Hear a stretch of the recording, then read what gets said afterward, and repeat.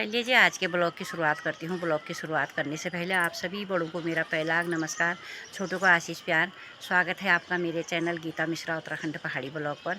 शाम के 6 बजे हुए हैं। मैं आज के ब्लॉग की शुरुआत अभी कर रही हूँ और आज मैं आप लोगों को एक बहुत ही पुरानी बात बताऊँगी, क्योंकि यूट्यूब फैमिली जो होती है अपने परिवार की जैसी होती है। हर दुख हो या सुख हो उन्हें बताया जाता है और बताने का भी मन करा मेरा। आज मैंने सोचा क्यों ना मैं आप लोगों के साथ अपनी ये बातें शेयर करूं। और बहुत पहले की बात है, जब मेरी शादी हुई थी सन 1987 में मेरी शादी हुई थी। उस समय मुझे 17 ही साल थे। और क्योंकि कहते हैं ना, छोटी उम्र में शादी नहीं करनी चाहिए।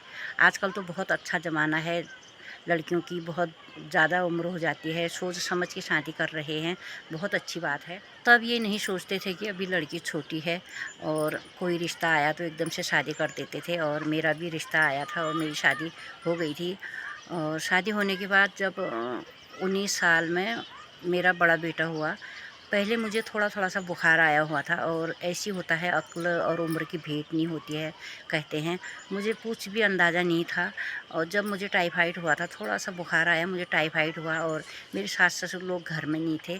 कुछ बड़ों का घर में होना भी बहुत ज़रूरी होता है इस टाइम पे, जब मेरा बेटा हुआ था। तो जब टाइफाइड हुआ था तो मुझे जो मन करता था, जैसे रोटी खाने का मन नहीं करता था तो मैं रात को भी भात खा देती थी। और मुझे टाइफाइड के बाद होते होते परसूत बाई कहते हैं, परसूत क्यों, यानी कि आदमी पागल जैसा हो जाता है।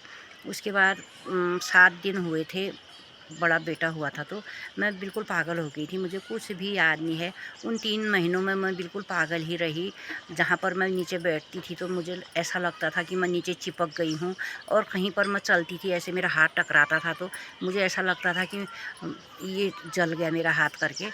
पागल हो गई थी। परसूत बाई में आदमी बिल्कुल पागल ही हो जाता है। और जब मेरा बेटा धूप में डलिया रखी रहती थी तो दिन भर भी धूप में रहता था। मुझे कोई याद नहीं था कि मुझे इसको उठा के अंदर रखना है या क्या करना है। जब मुझे दे देते थे खाना थोड़ा सा तो मैं खा लेती थी। और याद अभी तो नहीं है मुझे, पर उस बीच की एक बात बहुत याद है मुझे। उसी बात को बताने के लिए मैं आज आप लोगों को शेयर कर रही हूँ। मैं सचमुच ही मैं उस पागलपन में, लोग तो समझ रही थी कि मर ही जाएगी, और पूरा मेरे पति ने उसमें मेरा पूरा सपोर्ट किया, पूरा जितना इलाज होता था किया। और आज आप लोगों के सामने भी हूँ, उनको भी उनके सामने भी हूँ, उनकी ही बदौलत हूँ और पूरा सहयोग दिया उन्होंने। अब मैं बताती हूँ कि जब मैं बेहोश हुई थी तो सब लोग सोच रहे थे बेहोश हुई है। हाँ, हुई तो बेहोश ही थी, पर जब मैं आँखें बंद करके बेहोशी में, पता नहीं कहाँ क्या याद अब आ रही है मुझे। 3 महीने बाद आई मुझे वो याद। पागलपन में तो कुछ याद नहीं था। जब 3 महीने के बाद थोड़ी थोड़ी करके मैं ठीक होने लग गई और मेरे होश आने लगी मुझे कि ये मेरा बच्चा है और ये मेरा ससुराल है। मैं कहाँ हूँ, क्या हूँ, मुझे क्या करना है। धीरे धीरे करके मेरी याददाश्त आ गई थी वापस। खाना भी खाने लग गई थी। फिर मैं लगभग ठीक हो गई थी। तब मुझे याद आया कि उस बीच जब मैं बेहोश हुई थी, बेहोशी में मैं गई थी सीधा यमराज जी के द्वार पर। मैंने सचमुच ही देखा है, ये कोई कहानी नहीं है। आज सन 87, 88, 89 की बात है ये। 89 की बात है। तब की बात अभी तक मुझे ऐसे याद है, बिल्कुल जैसे मेरे दिमाग में लिख दिया होगा। मैं गई थी यहाँ से कि कोई हमारे वहाँ कोई ऊपर ठाकुर जी रहते थे, एक मेहता जी थे। और उन्होंने सफ़ेद कुर्ता पहना था, पैजामा पहना था और सफ़ेद ही टोपी पहनी थी। और मुझे गाड़ी में ले गए। गाड़ी में ऐसी जगह थी वो, जाते जाते टेढ़ी मेढ़ी रोड थी, कहीं पर रास्ता ही नहीं था। बड़ी मुश्किल से जाते जाते हम सीधा पहुँचे जहाँ पर, वहाँ पर इतना मोटे जंजीरों का सरिया गेट गेट के गेट जैसा बना था। पूरा पूरा गेट बना था, इतना मोटा। कहते हैं ना यमराज का वहाँ गेट होता है, सचमुच होता है, मैंने भी देखा वो। उसके बाद वो गेट था, गेट के दोनों तरफ 2 कुत्ते बंधे हुए थे, बहुत बड़े बड़े कुत्ते थे वो। उसके बाद हम बड़ी मुश्किल से उस गेट के अंदर घुसे। 2 लोग खड़े भी थे इधर उधर से, उन्होंने वर्दी जैसी पहनी थी।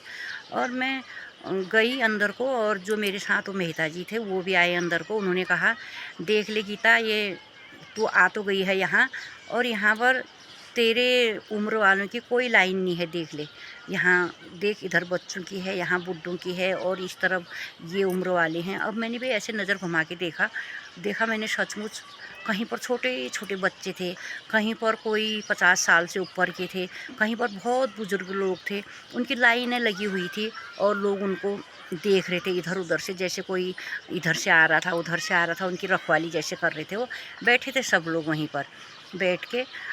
फिर मैंने भी देखा, मैंने सोचा हाँ मेरी लाइन तो नहीं है यहाँ पर। उन्होंने कहा चल तुझे घर चल, यहाँ तेरी लाइन नहीं है, यहाँ कहाँ क्या करेगी, यहाँ किसके साथ रहेगी। अब मैं भी उनके साथ वापस आ गई।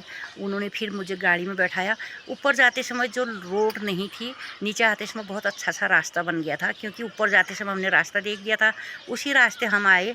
मैं अपने ससुराल ना आके उन्होंने मुझे सीधा मेरे मायके में ले गए बागेश्वर, और वहाँ जाकर, मेरे पिताजी का नाम है हीरा वल्लभ भट्ट, तब उन्होंने हमारी दीवार में बैठ के ज़ोर से आवाज़ लगाई, ओ भट्ट जी देखो तुम्हारी लड़की को ला गया हूँ वापस, और मेरी दावत करो। मेरे पिताजी अंदर से आए, उन्होंने कहा हाँ हाँ क्यों नहीं करूँगा, तुम्हारी दावत करूँगा मैं, तुम मेरी लड़की को ला गए हो यहाँ, और मैं तो बिल्कुल निराश हो गया था, तुमने ला दिया तो तुमको दावत तो करूँगा ही मैं। इस प्रकार मुझे अभी तक वो बातें याद है, इसलिए कह रही हूँ मैं कि कहते हैं ना यमराज का द्वार होता है, मैंने तो सचमुच ही देखा है अपनी आँखों से। वहाँ यमराज के द्वार पे जाके भी मैं वापस आ गई हूँ, क्योंकि मुझे बचना था, मुझे ठीक होना था, और इसलिए मैं वहाँ से भी वापस आ चुकी हूँ।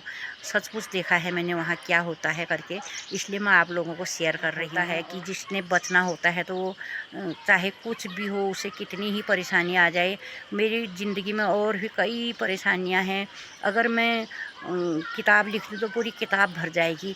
धीरे धीरे करके अपनी ज़िंदगी के बारे में आप लोगों को मैं बताऊंगी और शेयर करूंगी आप लोगों के साथ। और भी कई ऐसी घटनाएं घटी हैं मेरे साथ, मैं आप लोगों के साथ और शेयर करूंगी। आप लोग देखना, इसे मत समझना, ये हकीकत है, मेरे साथ घटी हैं ये बातें, इसलिए मैं आप लोगों के साथ शेयर कर रही हूँ। और आज के ब्लॉग को यहीं पर समाप्त करती हूँ। आप लोगों को मेरा ब्लॉग अच्छा लगेगा तो मेरे चैनल को लाइक करना, अपने दोस्तों के साथ शेयर करना, ज़्यादा से ज़्यादा शेयर करना। और मैं मिलती हूँ आपसे एक नए ब्लॉग के साथ, तब तक के लिए जय देवभूमि, जय उत्तराखंड, जय भारत।